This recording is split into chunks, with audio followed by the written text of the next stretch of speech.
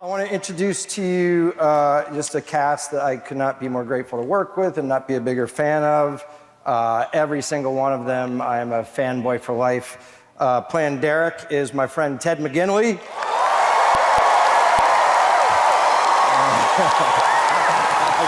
Thank you.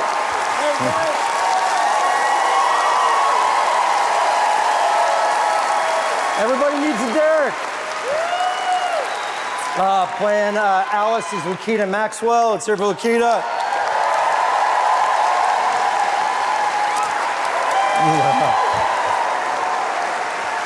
This is the best. I get to hug everybody. Playing Brian is my friend Michael Urie, everybody.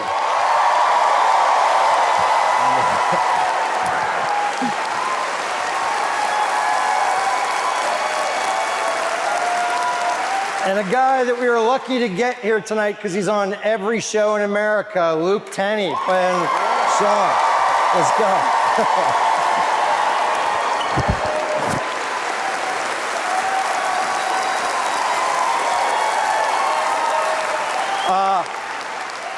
My favorite, tallest, funny, great actress girl in the world, Jessica Williams, plays Gaby.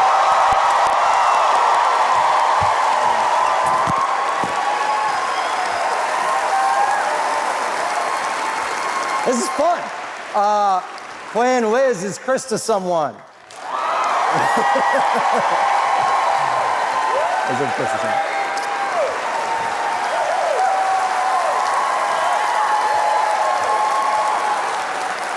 And the kind of new young actor that we discovered, we're all pretty proud of his work. Harrison Ford plays Paul.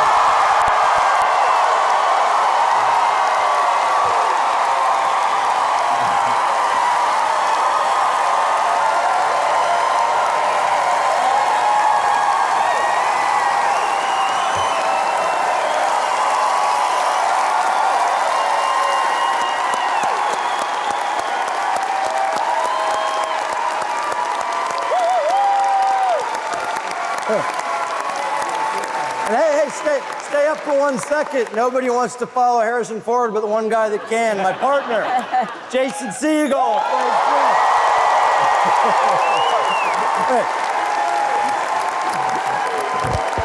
Yeah, screw that, you order. Right on. Did you see him in Big Sur?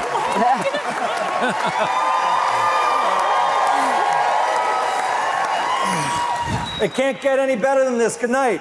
This is how it works. Thank you. I'm actually going to read questions because I tried. I'm going to make this not about me if I can do it for a few minutes. We're going to talk mostly about what it's like to work with me. And then we're going to, I wanted to tell you guys that I volunteered to do this, A, as a challenge to myself, but B, because I'm such a super fan of every one of you. When I came out earlier and talked to everybody here, I would show up in a massive theater to watch a TV show and to get to fanboy out on actors and actresses like you all. So it is an honor for me to get to do this. You don't have to clap for that. It's our moment. It's our moment. I want to start with my partner and our fearless leader, Jason.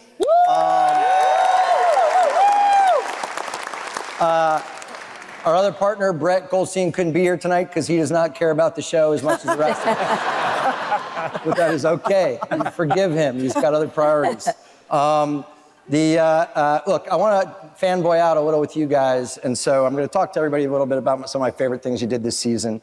And my favorite scene of yours this season, I want to go back to when you and Lukita were going to her high school graduation. Yeah. I want to tell you guys how it works in the writer's room.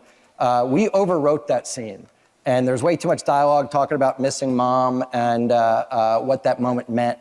And Jason, sometimes I'm going to let him explain, but he sometimes says, hey, Bill, let me do it with my face. And I want him to explain that if he doesn't mind, and then kind of explain his approach to that scene. Well, I want to start off by saying we're all here because of Bill, too. Like, Bill created this show, and He's a genius, and it's been a real honor to work with you. That's enough. That's how much you told me to say. Well, all I can say, I think it becomes true over time is you develop a real relationship and a lot of feelings for your castmates.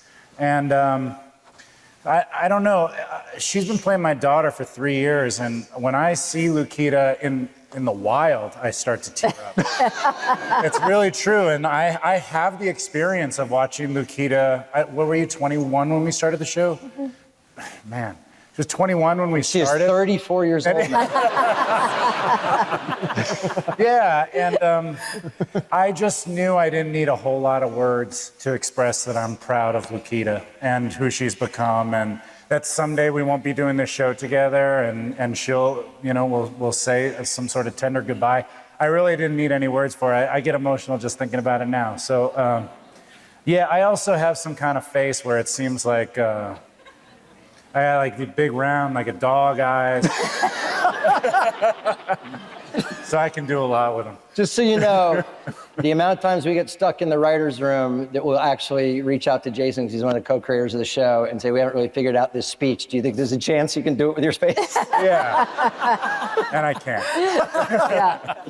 Yeah. Harrison, and I'm just going to keep going clockwise, guys, if that's okay. Part of tonight for me is dispelling kind of false narratives. And one of the things that used to drive me crazy about this show when it first came out, this isn't your main question, was people were like, how'd you get Harrison Ford to do a comedy? He's never done a comedy before. Yeah, I know, by the way. Just be 100% honest. You knew you were fucking funny, right?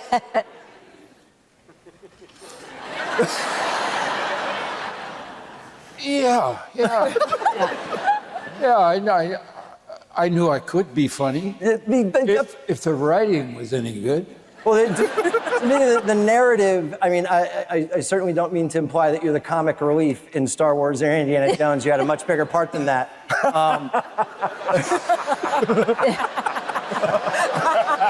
Really?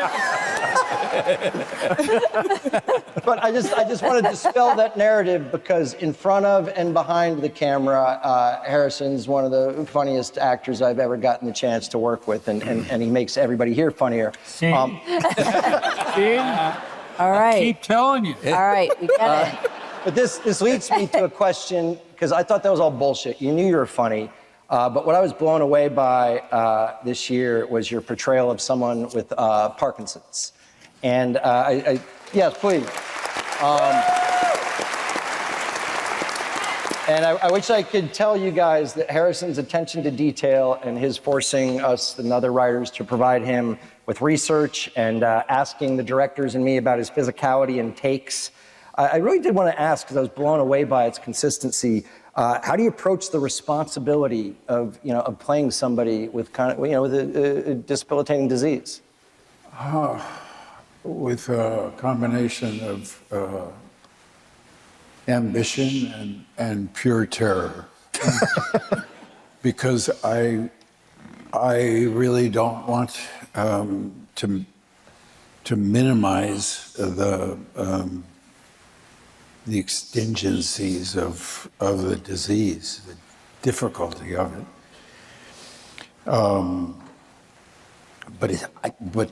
And I know that you are taking as much care and have as much regard for the right approach as I have an ambition for.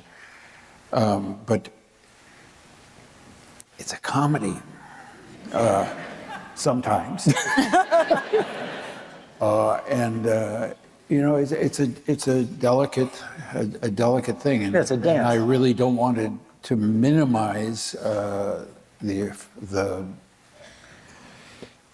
immense toll that this disease takes.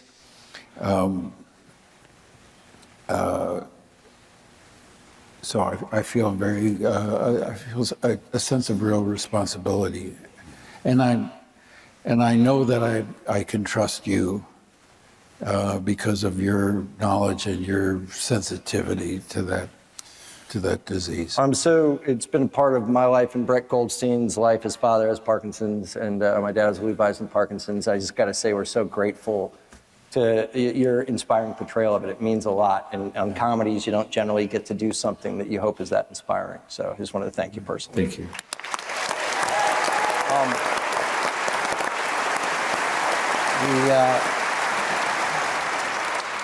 Snuck in my dad there, so that's a little about me, but I'll get back to these guys. Christa, I've done you a massive disservice. I dined out on a joke, just so you guys know. I've let people believe that Christa is like Liz. One of my favorite jokes out in the wild is to sometimes say that my wife is like Liz, only slightly meaner in real life. And it's not true. I feel like, this is good for our marriage, by the way. I feel like an asshole. I wrote I feel like an asshole on the card. Because the fact that people believe you are like Liz is a testament to you as an actress. So I wanted you to tell me the trickiest things to play as Liz, because they're not you in any way at all. Well, one of the things is that, my kids, I really wanted them to have life skills and independence and chores, unlike some other people that might be here in the room. And when they left for college, the other person here in the room fell apart, and I was like, peace out. I'm a free bird. I'm also not at all nosy. I could have my daughter's diary, anything on her bedside table. I would never look at anyone saying, I actually, because I don't care. I don't care what other people are thinking about or writing. I don't care. And also some other people in our house are nosy. I will say what I really do have with Liz is that I am loyal to a fault to my family and friends and people that I love. And I will go to the mat for them.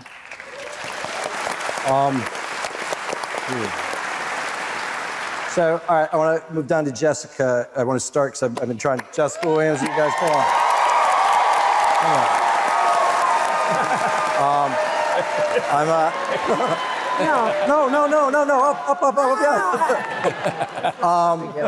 I'm talking a lot about, I got nervous and didn't tell my wife what I was proud of for her, but I'll tell her later in private. No, Nice. What?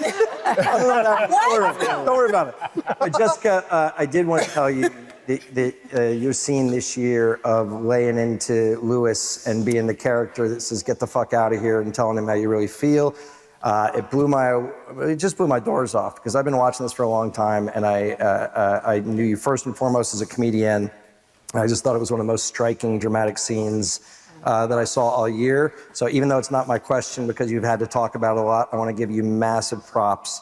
It's one of those scenes like the ending scene that we just saw, that I was involved in writing it, and I still found myself getting teared up when I watched it, and that really annoyed me, so fuck you for that.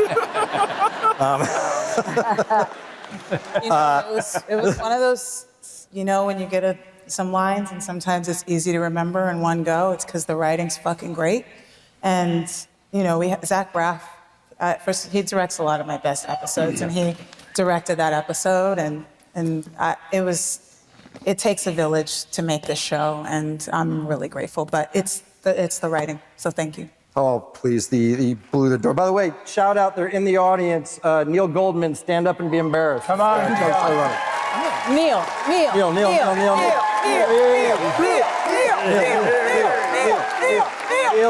Neil's over there with the writing staff of Shrinking. Woo!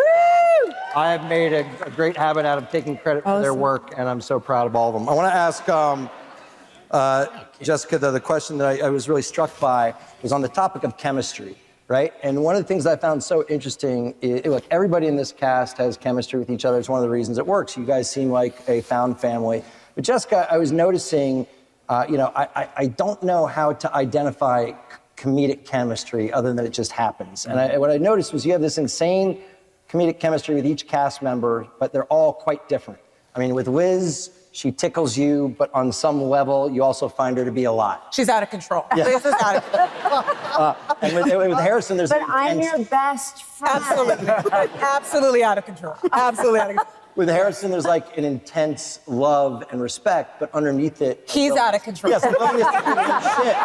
shit. By the way, and then at the same time, you know, I watched your scenes, even this last one with Lukita, and that's that big sister vibe chemistry of shit that you wish your big sister would say. So I guess my question to you, is this a conscious decision as an actress, or is it something that just happened with the performers on this show? I think we had amazing casting directors, actually, because that doesn't happen all the time. Debbie and Brett really casted the show, but I also think everyone here is really interesting, and it's about looking at what's on the page, but also really listening to the person in front of you and responding. Like Michael is different than Ted, which is different than Christa. So it's like every time you walk into a scene, it's like if you're in front of Jason, it's Jason time. So it's like change the gears to, and I want that person to look good. So that's basically like improv 101, and like we rise together and we fall together, bad boys for life. We ride together, we die together, bad boys for life. That's what you're quoting. But no, movie trailer. It's great. no, this is like our thing, and I want these people to do well, and I want Ted to look good, and I want him to feel like he can looks be good. real. Look He's at so hair. good looking. No, Look at that head of hair. but his hair is insane. Yeah. But Out of control. Go on. But I want everybody to look at, I want it to be like The Simpsons, where you wish you lived in this town, and I want people to see Ted and Lukita, and I want them to see Rachel, and I want them to go, oh my God, oh my God. It can't just be one person, but it's about knowing we're in a band, and it's about we're a team, and it's setting everyone up to succeed, and it's about listening. All I have to do is like, look at Harrison. Also, everyone is a car to me, and everyone is a different kind of car. Oh, you got to say what cars they are. Unless Harrison's a plane. He's a plane. Everyone feels really different, and it's about honor. It's about them. It's about them. So thank you. Of course.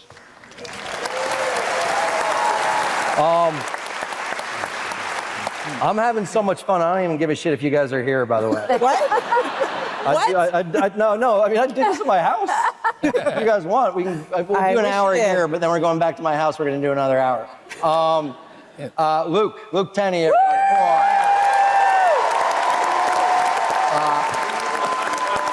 Yeah, buddy. I found myself getting sad as a fan. There's so many scenes of yours that I just absolutely loved. But watching the end of your therapy sessions with Harrison, and I could have watched a show of just that and just you two. So I wanted to give you props for that and tell you your growth as an actor has just blown me away. I have to ask a superficial question first. Now that you're on every show in the world, right? Abbott Elementary and my favorite show on television, second favorite, sorry, The Pit. Is there going to be a series of The Pit Night Shift, and can I work on it? If there is, they ain't gonna tell me. Also, you might be the first to know because they're gonna call you to make sure we got the time for crews to pull up. So By the you way, let me know. I told the audience earlier, I tried to get my hands on some of the episodes of that show using Hollywood clout, and I just got fucking stonewalled. I know. But the real question, though, is all these characters are so different. And I don't mean to ask you or Lukita this question because you're the youngest actors on the cast.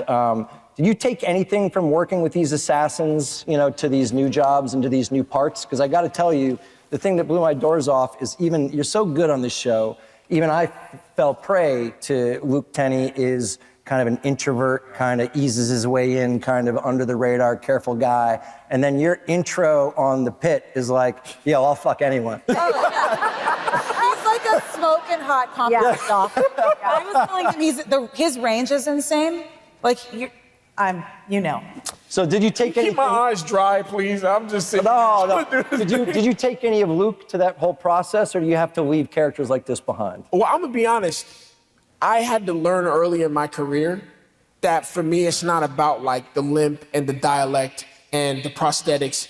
Nobody's asking me to be Day-Lewis. So if there is some sort of casting process where people are fancying me, it's some version of myself that's real. So, I mean, for Sean, as far as the introversion, when I'm around a bunch of stars, I'm a lot like that. You know what I'm saying? And if I'm not like that, then I'm acting. You know, I'm acting a little more confident. And in the case of Cruz, to be honest, I was just doing the technical stuff and saying what I needed to say. So I don't know how people got that. I think it's the mysticism of that show. Because I look the same as I do when I did everything else. My shorty think I'm cute. I ain't never heard stuff like that before in my life. I don't know how to explain it. We think you're the cutest. Thank you. By the way, if you guys want an extra gag, it's me enjoying all the Apple executives over there going, why the fuck are you talking about the pit? But yo, to bring it back to shrinking, to bring it right back home, every single one of those parts I had the absolute pleasure of being a part of, they're all fans of this show. And that's, honestly, that's the reason why I got in those rooms. It's the reason why they gave me those parts, because they met me through the words that I said and you wrote. And the collaboration we all have here, so thank you for that. You keeping me booked and busy. Hey, I know that's.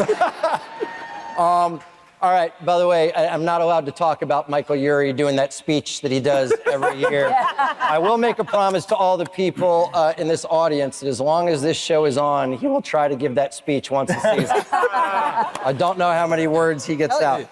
But when I was watching the finale backstage and crying quietly to myself, something struck me about Michael that I didn't know I was going to ask. I love your physicality as an actor. And it's just fascinating to me because even if it's you lounging around on Alice's bed while you don't pack, you know, which we just saw, or you going down and finding, you know, the joy in your daughter's being born and going down that kind of walk and dancing, that it's in every scene you're in, you kind of bring, you know, that physical attribute of the character to it. Is that a conscious decision or is it from your background in theater? Because to me, you've managed to somehow perform to the back row without performing to the back row, if that makes sense. Wow. Thank you. That's so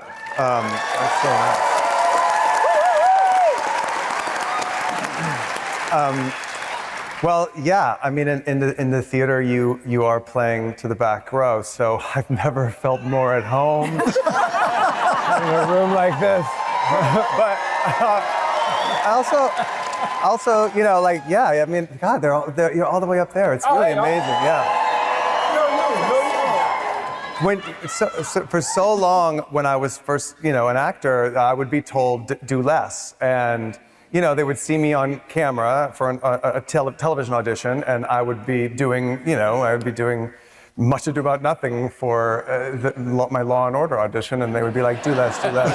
That's too much, that's way too much. And I've never been told that on this show. No one's ever said, do less. And I think there's something about this group of people and that we're so different from each other. Every one of us is so different. And I feel so privileged as an actor that does bigger things, that I get to play in a smaller playground sometimes. And I think that Brian, this character that I play, he is a big personality, and he has a lot of a lot of exterior limbs that go akimbo when he feels things, and in this chosen family, that's him, and they love him for it. They don't, well, maybe they judge him for it, but they love him for it. And I'm so, when I read this script, how long do you have? When I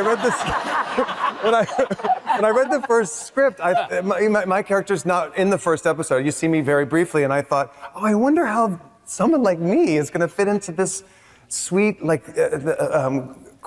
quieter world where people are talking about their feelings and going through real things, and then here comes, you know, back at the house Urie and I didn't know, and I thought, whatever it is, I can tell by how delicately this show weaves the comedy and the drama, that I'm gonna get to do some really funny stuff, and then I'm gonna get to go to the heart of this guy. When we started the show, my characters would always say, everything goes my way, and then like right away, it didn't, and I'm so glad because I get to fall, and it's a very lucky thing, and who knew that I would get to be on prestige television? Back in the house, Urie. Back in the house, Gerry. Back in the house. That was great. Thank you. All right, Lukita Maxwell, come on. I was thinking there's so many scenes I love that you've done, but I wanted to highlight some of the subtle moments that blew my doors off. And I think there are decisions that you made as an actress, and there's a question after it. And one, because I felt it was so real, when Jimmy was worried that you would be crushed, that his father wasn't going to your graduation, and you shrugged it off like an 18-year-old kid would, because you're like, in the back of your head, you're like, he gave me a car, who gives a shit, A. And then B, a lesser actress in the episode you guys just watched would have made the decision to look back at her father in the window. But for me, I was watching it going like, oh my God, she made this choice to finally be at a place that she can leave without being in fear, you know, for her dad. And what I was blown away by the fact is, you guys have to understand, we're with Lukita every day, and she is an adult and an incredibly talented young woman and doing so many things. And yet I believe that you're an 18-year-old just graduating from fucking high school. You know what I mean? And I was really curious about it, because how do you access that of the world that you live in when you're off doing theater or other movies, of having to come back to this group and kind of capture what it means to still be, on a lot of levels, a child? I'll get it.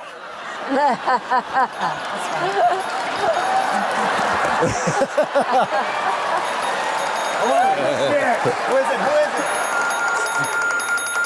Steven Spielberg?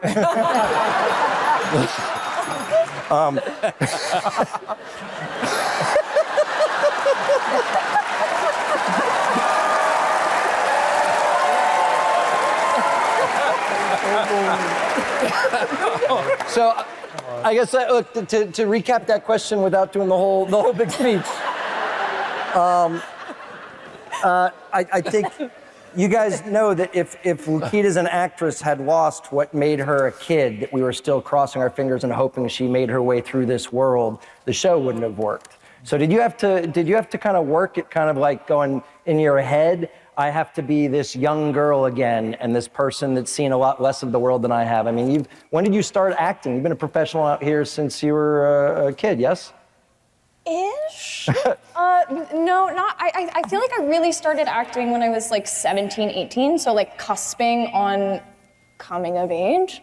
And I think that I started playing Alice not so far after that. So I was still figuring out bits and pieces of me, and I think I approach acting very intuitively, almost spiritually, and I feed so much off of the wonderful, wonderful writing and story arc that I was given a runway to run with, and I show up to work and have rock stars that I get to play with every day. So I try and be present and feed into that, into the other, into my wonderful castmates, and. No, I don't think about being young. Alice is written so perceptively. Mm-hmm. She's so perceptive. She's so mature. There's that moment that you just mentioned about like her not choosing to look at Jimmy. I remember watching that scene after we shot it, and me personally felt like so like I wanted that moment for her to look back.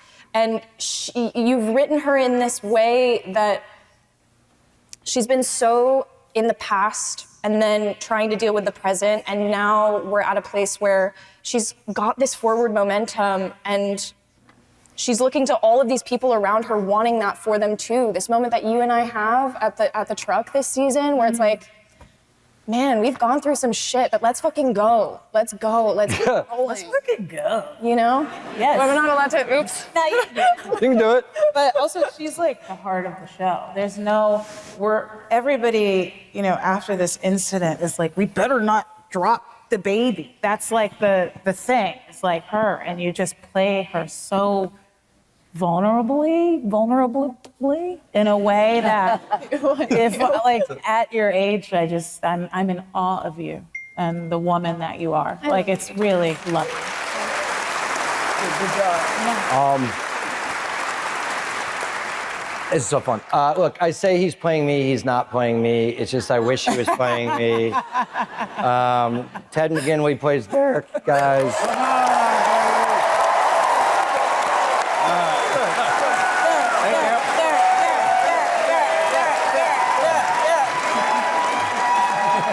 And only playing Derek because you asked me, Bill. Yeah, Thank you. I can look. I was blown away with the subtle vulnerability you showed Liz when you wanted to say something to her before you got heart surgery. And I'm a comedy writer first and foremost.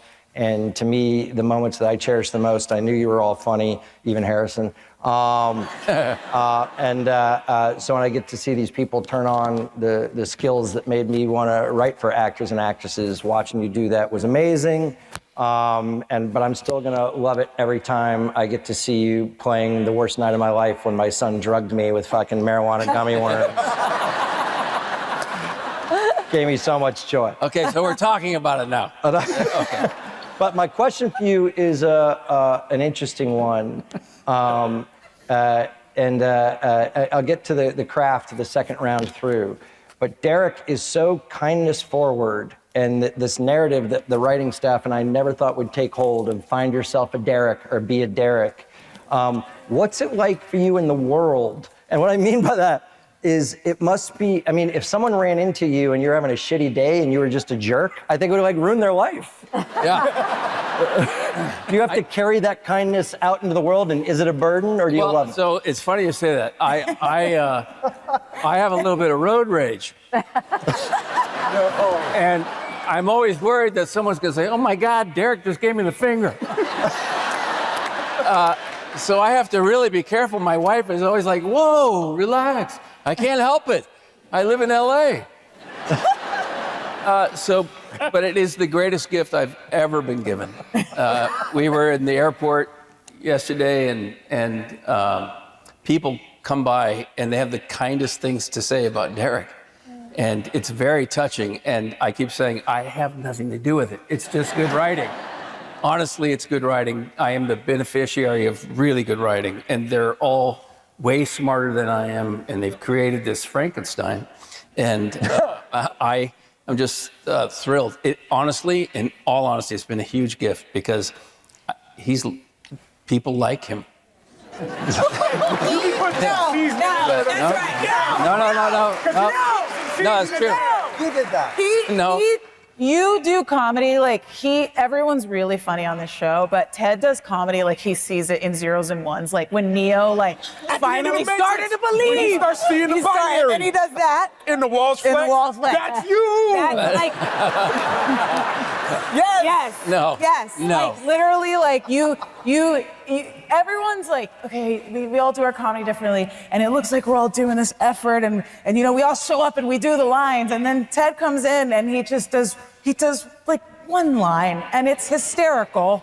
And it is like working with someone who he's been doing it for so long and is so kind that it just cuts through everything, and everyone feels like they know, like they want to talk to you about. No, come on, that's very you're kind. Oh, he's gonna be mad. I'm sorry. No. Yeah, he's gonna be mad. I feel like I can't remember my life. I love you, big dog. All right. He said, Yeah. All right, We love you, Teddy. we love you, dude. I feel like they're saying that they love me because Ted's playing me. We do love you, Bill. Love you, Bill. You're way better than You I don't am. mean it the same way. You don't mean it the same way. It's too late. You're a little snarkier. Bill's a much nicer driver. I'm not being nice to anybody on the fucking street. No, I'm joking. Back to my friend Jason here. Yeah, come on. We'll keep circling around. Look, Jason, one of the cool things, I got to tell you guys, it is a burden to play somebody that has lost their spouse in an hour and a half, 2 hour long movie. But when we first grabbed Jason and he agreed to kind of create the show with Brett and me to say, oh, no, you're going to do it forever. But for 3 seasons, we pitched, just so you know, that, I don't know if you remember this. We started season 1 with Harrison's character saying, grief's either going to drag you underneath and drown you, or you're going to break free and swim to the light. And Jason had to kind of calibrate what 3 seasons looked like of grief is season 1, forgiveness is season 2, moving forward is season 3. It was a big decision in the writer's room to not let you hear what he said to Sophie at the end. And I want to ask Jason where he feels we left Jimmy and whether or not Jimmy's through it. That's a great question. Well, I mean, listen, do you ever get through it?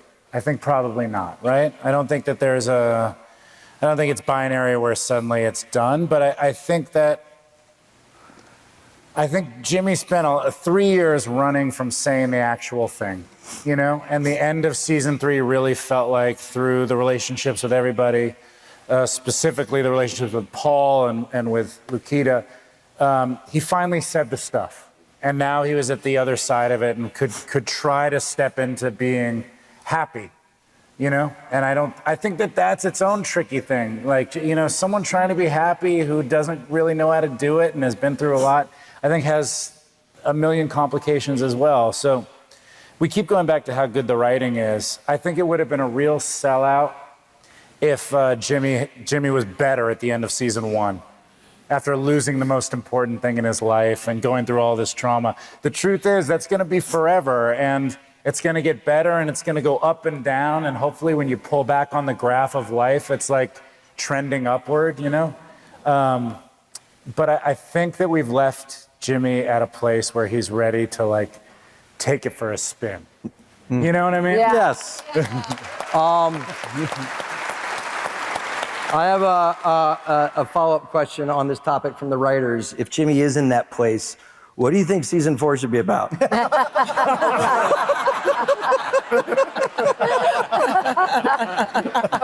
We're good.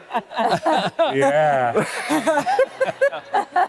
No, listen, I think deciding to take it for a spin is its own clumsy territory. Yes. You know what I mean? Write this down. I got you guys.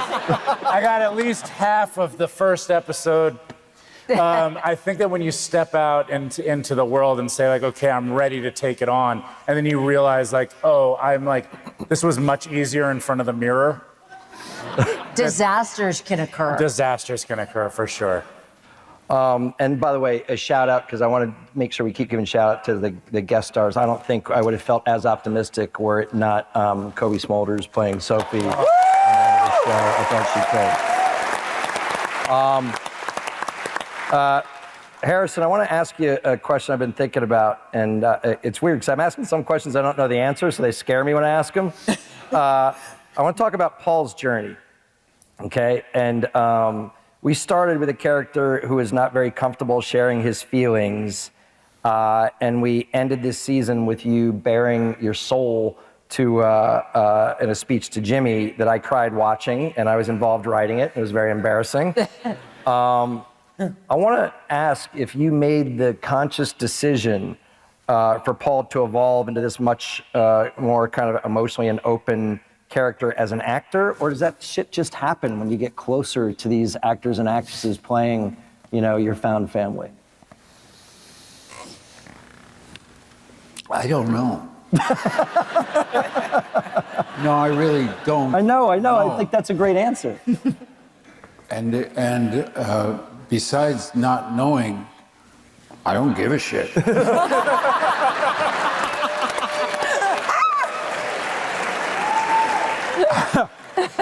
In the nicest possible way. No, of course. Yeah. No offense taken. I have so much fun working for you, Bill, that it feels really irresponsible to let you know that. One, but it's absolutely true. I revel in the mystery of that I have. I am delighted that I don't know what the next script is going to where it's going to take me. That's like life. Yeah. And this feels like real life to me. The complexity of it, thank you.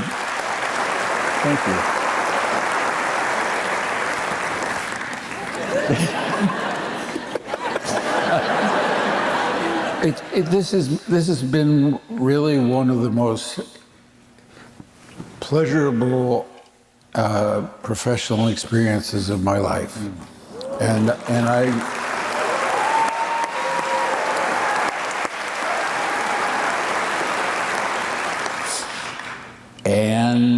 it better be. It better be. No, I mean, I'm just having a ball, and I love the company that I'm in.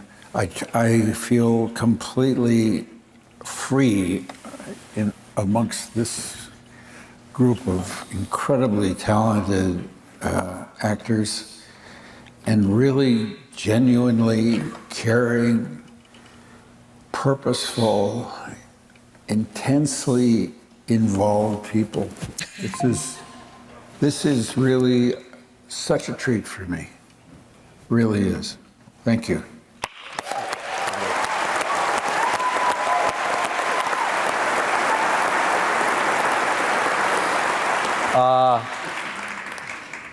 We're going to need a minute. Thank you back for sincerely.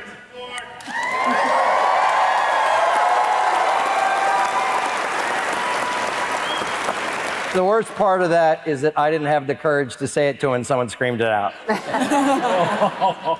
I love you, Harrison. It means a lot to me. Christa. Mom. Yeah. What you got? What do you have? Look, it's another disservice I did to you. You crack me up. It's one of the reasons we're married. That and I'm killing it. No, I'm joking. The drama that you got to do this year when you had to show the vulnerability of Liz when she might lose Derek, it blew my doors off. You know, one of my favorite things is to be on a show like this in year 3. The other writers and I are still surprised by what you all can do. It's taken me a long time to acknowledge not just how funny you are, but how a great fucking actress you are. I wanted to ask, and that. Thank you. How did you get to that place of vulnerability? And it's okay if you didn't pretend it was me getting heart surgery. I didn't pretend it was you. But I do remember. I'm checked out. You know, it was interesting because that weekend working on that whole episode, when I was rehearsing it, and Jason and I do the same thing if we put other people's lines on tape, so we imitate their voices, which are terrible. But, you know, when I was doing it, I was getting hysterical, and not in a cute way, like in an ugly, ugly crying way. And I thought, well, that's not going to work because my kids are there, and I didn't want Derek to be sad. You know, I was trying to protect them so much. And so I had to, how do I put this delicately, call on Childhood of Chaos to tamp that down. And so I thought, oh, that's the key. I'm just going to bring it down. And then you wrote me the beautiful scene with Jason that I was able to let it go. And, you know, when we shot the scene, I was still holding on to having it tamped down, and we almost had it. And then Jason said, let's do one more. Do you remember that? You said, Christa, let's just do one more. You can let it go. It was like we were in real life. You were like, Jason said to me, you can let it go. And I was able to let it go. And it was, I remember that graciousness and loveliness, and I appreciate it. Yeah, I love you. Well, I'm so proud of you.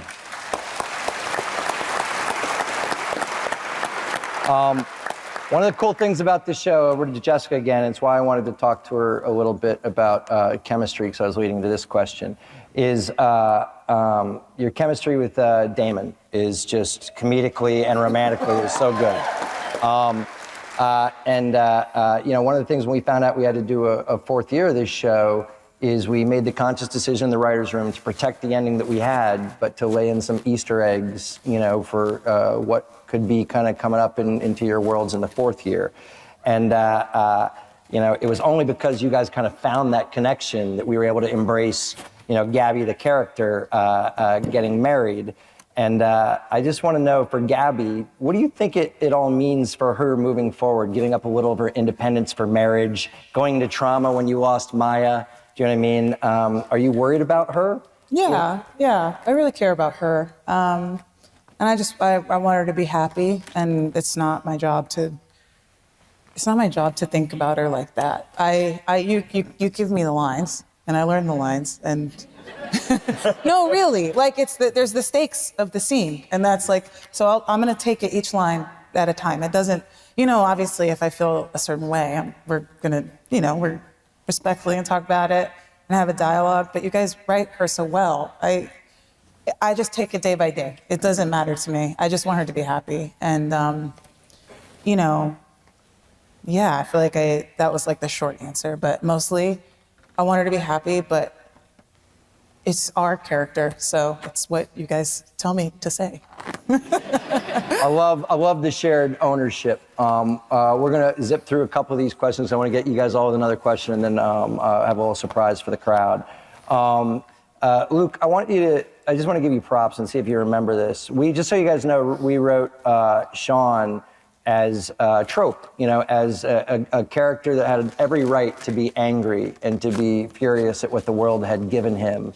And I want to know if you remember that you had what your different take on that character was. I do if you don't. Do you remember what you thought about it? Because originally with that character, I think we saw him as someone that was constantly mad and up here, and you made the decision to.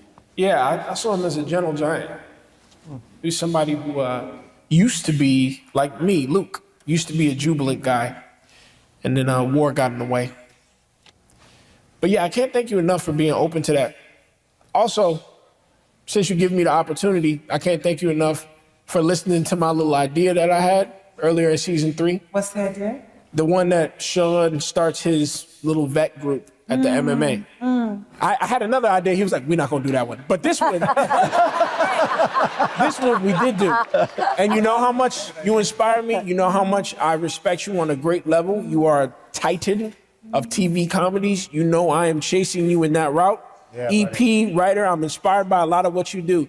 So for me to receive some sort of acceptance from you in that behalf, particularly in that character, particularly in an African-American character who is angry in that narrative, I can't thank you enough, man. It means the world to me. Forever grateful. Michael Homestretcher, we talked about your realization last year that Brian was a selfish narcissist. No, by the way, no dirt coming your way, man. But somehow you put a humanity underneath him that peeks out and makes us love him. And I want to ask you, was this a choice? Like, did you feel that people saw the character a certain way and make that decision? Because I got to say, a self-aware narcissist isn't really a narcissist. Do you know what I mean? Or was it part of processing kind of life as a character that was now a husband and a father? Well, it's so interesting. I learned, because I think when Brian is in a group of friends where half of them are therapists, so you know, like, I think he's eventually going to find out that, oh yeah, hey, yeah, you're a narcissist, you know. And like that, I didn't know I was playing a narcissist for the first season and a half, and somebody like a real therapist met me in the world, not my therapist. She would never tell me that. But a real therapist was like, I love your character. He's such a narcissist. And I was like, Bill, am I a narcissist? And he's like, oh yeah, big time. And I was like, have I been doing it all this time? Have I been doing it right? And then I was like, do people like me? And then I went to my therapist. And I was like, I was like, I'm playing this character. I didn't realize I was a narcissist. And I said, does that mean I'm a narcissist? And she was like, nobody who's actually a narcissist would ever ask that question. But I still think I might be. Michael, just a little bit. Just a little bit. Lukita, do you know that the framework, one of the pieces of major framework for this show was in the pilot, Liz says, before you know it, she'll be in college. And then, one of the things we decided in the writer's room way back there was at the end of this story, you would leave for college. And I want to know, because you're so in touch with who Alice is, do you think Alice is finally at a place that she doesn't need to take care of her dad and Jimmy? And that she maybe is at a place as a character moving forward? These are, again, hints for the writing staff. If you could help us out. Are you aware? No. Do you think that she's kind of ready to live life for herself? Or do you think, much like Jason said with grief, that it hangs on forever, it's always going to be a part? I think it's always a part of you, and I don't think she will ever get to a place. She loves him. I think, yeah, there's this deep gratitude for her community around her and for this village that has raised her. And I think in the chapter of adolescence where you're like growing up and making the next step, there's one that you do, or a couple, or a handful that you do kind of blindly, because you're like, I kind of want to prove to everybody around me, and I kind of want to prove to myself that I can do this, even though I don't maybe even know if this is the right direction. And she's making that jump. But like, again, about this moment, like when in the airport, when I don't look back at you, I wanted to look back, like I wanted that moment. I, as Lukita, care about us so much. And I feel that through Alice, and I know that she feels a love for Jimmy, and she will never not look out for him.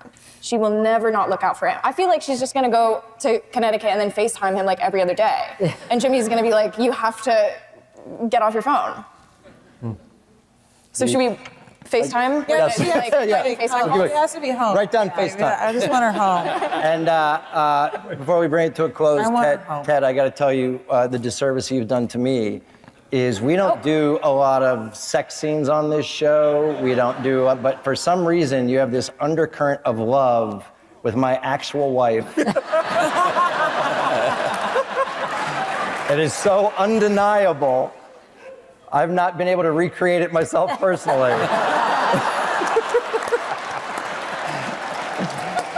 But is that a weird thing for you, by the way, of having to go? Okay, because you have to play someone that loves her more than anyone in the world in front of me, going, that's not how it works.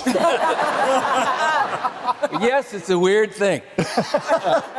Yeah, your wife is.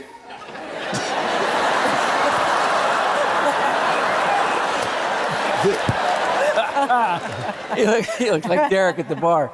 I have to say, Christa is just such a force to work opposite. I love that I never know how it's. I can imagine what it's like at home, because I in the best way, because you never know. It's so complicated. I love it, and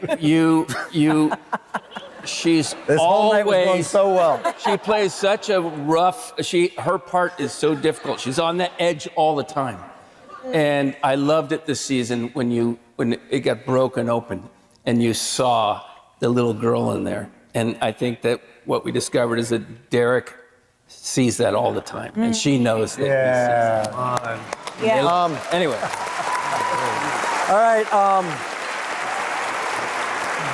We're always so grateful to the fan support on this show. One of the things that we're super proud of as a cast are the guest stars that we brought into our world.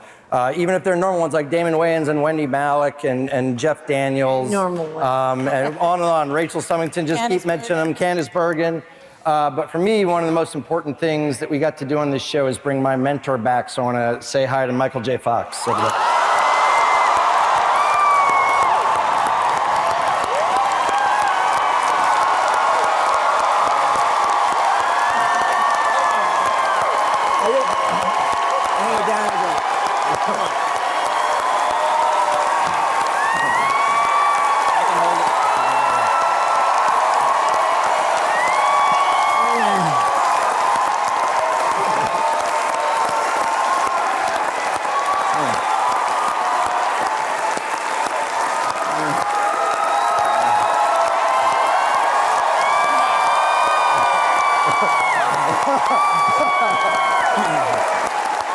Sit down.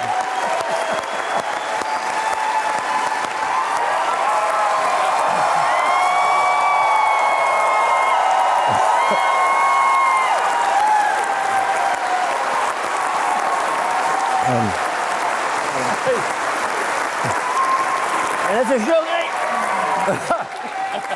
The only bummer, I don't have any questions for Michael. So we're gonna, no. Fuck Parkinson. Fuck Parkinson. Fuck Parkinson. Come on.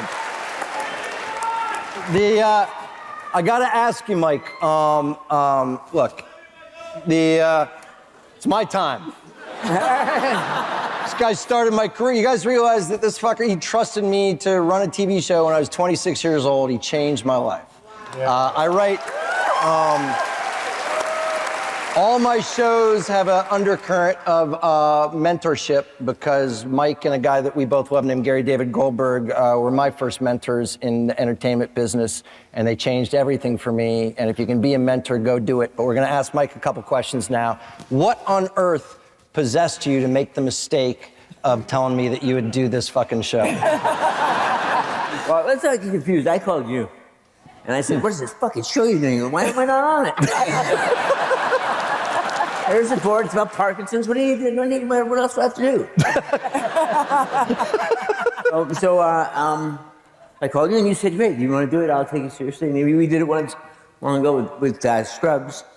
And I retired at that point. And you said, come back and do the show. And I said I would, and it was a great experience. And we launched this whole second career of playing up with various melodies on different shows.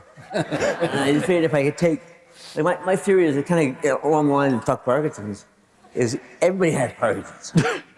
Everybody's got something that's fucked up about you, and you just have to tap into that. And I played a cancer guy in Boston Legal. I played a guy with a version of Parkinsonism on Good Wife, and kept doing it. It all started with playing a guy with obsessive compulsive disorder on Scrubs. It was great. It was fun. And a great experience. It opened me up to acting again.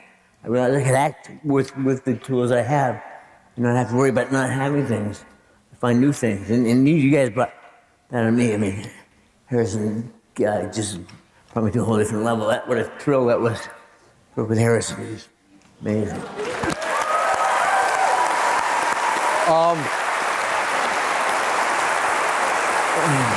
I gotta ask you 2 more questions, and then we'll wrap it up tonight. One, you know what's amazing to me, and I see it in Harrison, and I see it in Jason, and I see it in you, and then by extension, I want to see it in all. I guarantee you, every one of these people is at the lead of their own show or the lead of their own movie, and doing it is a selfless love of the ensemble. Okay, and when I met Mike Fox, when I met Mike on Spin City, the amount of times he would talk to me about making sure that other people are heard, and how often he would say, how can I service that other actor or actress to get the joke? You know, as somebody at that age, when you first started out, that could have been the star of anything he wanted to. What made you fall in love with the ensemble of it all? Well, acting is about the human experience, and you can't have a human experience without another human. To make it. I want to say, the thing about Harrison was so brilliant about his work on the show is I didn't have to prove to him that I had Parkinson's. I had Parkinson's. He said I didn't have to prove to you that I have Parkinson's. But he had to prove to me that he had Parkinson's. And he fucking nailed it. It was so great, so brilliant. I looked into his eyes. Parkinson's isn't about the shaking and the moving. It's about in the eyes. It's about what you look at, looking at a world that doesn't see you the way you see yourself. And he nailed that.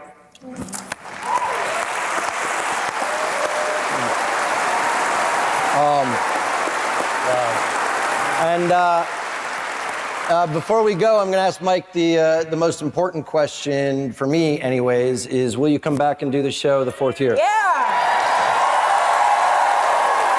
Two things. One is let's do carpal tunnel syndrome next time. We'll dial it down a little bit. The other thing is not so fucking tall, all of you. Too tall. But It's a very tall show. I'll be back. I'd love to do it. I'd love to do it. It's my honor.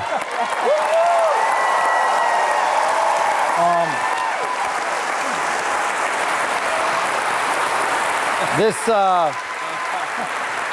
I'm not talking to you guys, I'm talking to these guys. This meant more to me than you could ever know. I've never done one of these before, but I wanted to put my love and gratitude out to all of you, not only for the work, but for the friendship. I will go to bat for any of you. I hope that I can be even a little touch for you of what Mike has been to me my whole life and career. So I want to end by not only thanking this group, but we're grateful that we get to do this. The writing staff over there, I'm grateful to them, and I'm grateful that we get to do this.